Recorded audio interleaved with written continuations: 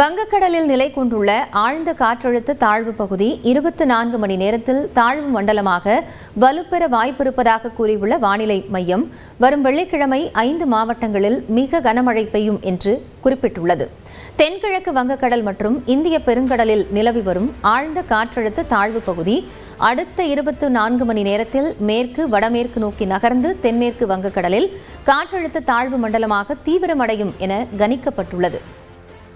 இந்நிலையில் தஞ்சாவூர், திருவாரூர், நாகப்பட்டினம், புதுக்கோட்டை, மயிலாடுதுறை ஆகிய 5 மாவட்டங்களில் வரும் வெள்ளிக்கிழமை மிக கனமழை பெய்யும் என வானிலை மையம் தெரிவித்துள்ளது. இதன் தொடர்ச்சியாக செங்கல்பட்டு, விழுப்புரம், கடலூரில் வரும் 10ஆம் தேதி மிக கனமழை பெய்யக்கூடும் என்றும் வானிலை மையம் கணித்துள்ளது. சென்னை, திருவள்ளூர், காஞ்சிபுரம், செங்கல்பட்டு, ராணிப்பேட்டையில் வரும் 11ஆம் தேதி கனமழைக்கு வாய்ப்பிருப்பதாகவும் கூறப்பட்டுள்ளது.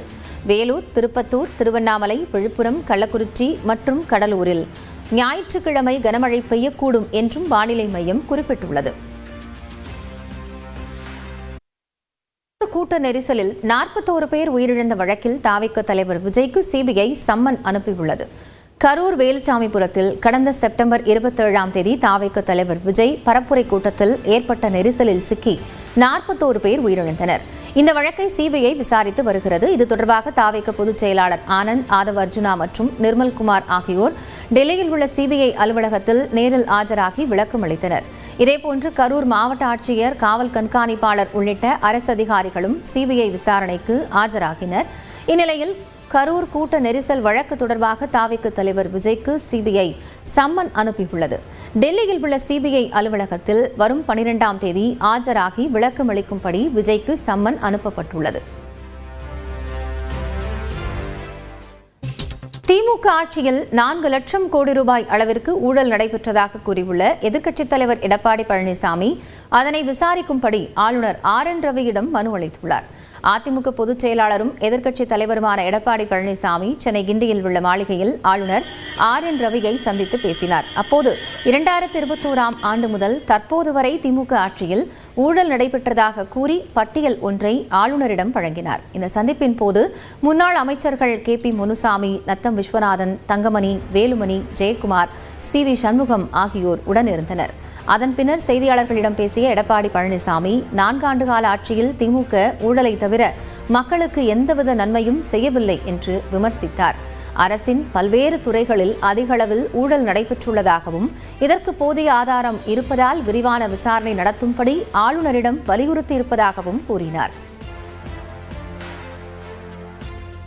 ஒவ்வொரு துறையிலும் எத்தனை ஆயிரம் கோடி ஊழல் நடைபெற்றது என்ற விவரம் முழுமையாக இந்த புத்தகத்திலே இடம்பெற்றுகிறது, ஆதாரத்தோடு இடம்பெற்றுகின்றது. இதை ஆளுநருக்கு கொடுத்திருக்கிறோம். ஆளுநரிடத்திலும் கோரிக்கை வைத்திருக்கிறோம். இந்த 4.5 ஆண்டு காலத்தில் பல்வேறு துறைகளில் நடைபெற்ற 4 லட்சம் கோடியை இதை ஒரு விசாரணை கமிஷன் அமைத்து விசாரிக்க வேண்டும். இந்த விசாரணை கமிஷனுக்கு உச்சநீதிமன்ற ஓய்வு பெற்ற நீதிபதியை நியமிக்க வேண்டும் என்று கோரிக்கை வைத்திருக்கிறோம். பொங்கல் பரிசு தொகுப்புடன் 5000 ரூபாய் ரொக்கத்தொகை வழங்காதது ஏன் என்றும் எடப்பாடி பழனிசாமி கேள்வி எழுப்பினார். காலமாக பொங்கல் தொகுப்பு தான் வழங்கப்பட்டது, பொங்கல் பரிசு கொடுக்கல. அதன் அடிப்படையில் இது உங்களுக்கு இறுதி ஆண்டு, இனிமேல் திமுக ஆட்சிக்கு வருவது என்பது இயலாத காரியம். கடைசியிலாவது மக்கள் மகிழ்ச்சியோடு இருக்கின்ற அடிப்படையில் எல்லா குடும்பத்தையும் 5000 ரூபாய் வழங்க வேண்டும். நீங்க வைத்த கோரிக்கை தான் இப்ப நான் சொல்றேன்னு சொல்லி, ஆனா இப்ப 3000 தான் கொடுத்திருக்கிறாங்க. பொங்கல் திருநாளை முன்னிட்டு 34,087 பேருந்துகள் இயக்கப்படுவதாக போக்குவரத்து துறை அமைச்சர் சிவசங்கர் தெரிவித்துள்ளார். வரும் 9ஆம் தேதி முதல் 14ஆம் தேதி வரை சென்னையிலிருந்து சிறப்பு பேருந்துகள் இயக்கப்படும் என தெரிவிக்கப்பட்டுள்ளது. அதன்படி 6 நாட்களுக்கு தினசரி இயக்கக்கூடிய 2097 பேருந்துகளுடன் 10,245 சிறப்பு பேருந்துகள் இயக்கப்படும் என அறிவிக்கப்பட்டுள்ளது. ஒட்டுமொத்தமாக சென்னையிலிருந்து 22,797 பேருந்துகளும் பிற ஊர்களில் இருந்து 11,290 சிறப்பு பேருந்துகளும் இயக்கப்படுகின்றன. சென்னையிலிருந்து கிளாம்பாக்கம், கோயம்பேடு மற்றும் மாதவரத்திலிருந்து சிறப்பு பேருந்துகள் இயக்கப்படுகின்றன. திருநெல்வேலி, தூத்துக்குடி, மதுரை, கோவை, திருச்சி, தஞ்சாவூர், புதுச்சேரி உள்ளிட்ட ஊர்களுக்கு கிளாம்பாக்கத்திலிருந்தும், பெங்களூரு, வேலூர் உள்ளிட்ட ஊர்களுக்கு கோயம்பேட்டிலிருந்தும் சிறப்பு பேருந்துகள் இயக்கப்பட உள்ளன.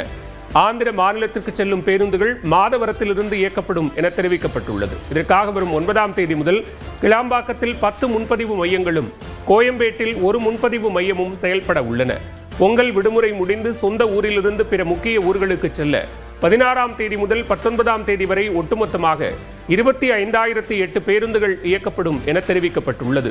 ஆம்னி பேருந்துகளில் கட்டண உயர்வை சரி செய்ய பேசி வருவதாகவும், தீபாவளி பொங்கல் சமயங்களில் அரசு பேருந்துகளிலேயே அதிகம் பேர் பயணிப்பதாகவும் அமைச்சர் சிவசங்கர் தெரிவித்தார்.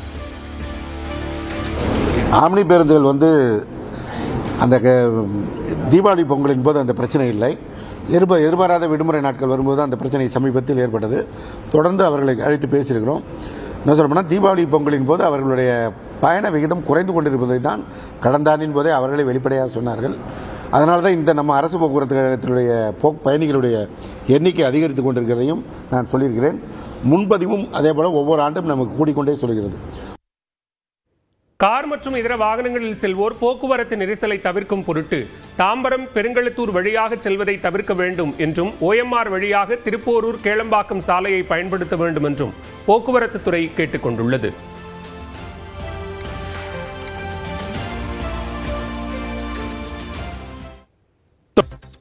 பொங்கல் திருநாளை முன்னிட்டு 34,087 பேருந்துகள் இயக்கப்படுவதாக போக்குவரத்து துறை அமைச்சர் சிவசங்கர் தெரிவித்துள்ளார். வரும் 9ஆம் தேதி முதல் 14ஆம் தேதி வரை சென்னையிலிருந்து சிறப்பு பேருந்துகள் இயக்கப்படும் என தெரிவிக்கப்பட்டுள்ளது. அதன்படி 6 நாட்களுக்கு தினசரி இயக்கக்கூடிய 2,097 பேருந்துகளுடன் 10,245 சிறப்பு பேருந்துகள் இயக்கப்படும் என அறிவிக்கப்பட்டுள்ளது. ஒட்டுமொத்தமாக சென்னையிலிருந்து 22,797 பேருந்துகளும், பிற ஊர்களில் இருந்து 11,290 சிறப்பு பேருந்துகளும் இயக்கப்படுகின்றன. சென்னையிலிருந்து கிளாம்பாக்கம், கோயம்பேடு மற்றும் மாதவரத்திலிருந்து சிறப்பு பேருந்துகள் இயக்கப்படுகின்றன.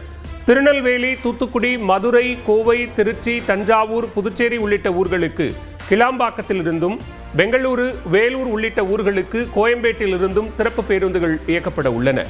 ஆந்திர மாநிலத்திற்கு செல்லும் பேருந்துகள் மாதவரத்திலிருந்து இயக்கப்படும் என தெரிவிக்கப்பட்டுள்ளது. இதற்காக வரும் 9ஆம் தேதி முதல் கிளாம்பாக்கத்தில் 10 முன்பதிவு மையங்களும், கோயம்பேட்டில் 1 முன்பதிவு மையமும் செயல்பட உள்ளன. பொங்கல் விடுமுறை முடிந்து சொந்த ஊரிலிருந்து பிற முக்கிய ஊர்களுக்கு செல்ல 16ஆம் தேதி முதல் 19ஆம் தேதி வரை ஒட்டுமொத்தமாக 25,008 பேருந்துகள் இயக்கப்படும் என தெரிவிக்கப்பட்டுள்ளது. ஆம்னி பேருந்துகளில் கட்டண உயர்வை சரி செய்ய பேசி வருவதாகவும், தீபாவளி பொங்கல் சமயங்களில் அரசு பேருந்துகளிலேயே அதிகம் பேர் பயணிப்பதாகவும் அமைச்சர் சிவசங்கர் தெரிவித்தார். ஆம்னி பேருந்துகள் அந்த தீபாவளி பொங்கலின் போது அந்த பிரச்சனை இல்லை. எதிர்பாராத விடுமுறை நாட்கள் வரும்போது அந்த பிரச்சனை சமீபத்தில் ஏற்பட்டது. தொடர்ந்து அவர்களை அழைத்து பேசியிருக்கிறோம். என்ன சொல்லப்போனால், தீபாவளி பொங்கலின் போது அவர்களுடைய பயண விகிதம் குறைந்து கொண்டிருப்பதை தான் கடந்த ஆண்டின் போதே அவர்களை வெளிப்படையாக சொன்னார்கள். அதனால தான் இந்த நம்ம அரசு போக்குவரத்து கழகத்தினுடைய பயணிகளுடைய எண்ணிக்கை அதிகரித்து கொண்டிருக்கிறதையும் நான் சொல்லியிருக்கிறேன். முன்பதிவும் அதே போல ஒவ்வொரு ஆண்டும் நமக்கு கூடிக்கொண்டே சொல்கிறது. கார் மற்றும் இதர வாகனங்களில் செல்வோர் போக்குவரத்து நெரிசலை தவிர்க்கும் பொருட்டு தாம்பரம் பெருங்களத்தூர் வழியாக செல்வதை தவிர்க்க வேண்டும் என்றும், OMR வழியாக திருப்போரூர் கேளம்பாக்கம் சாலையை பயன்படுத்த வேண்டும் என்றும் போக்குவரத்து துறை கேட்டுக் கொண்டுள்ளது.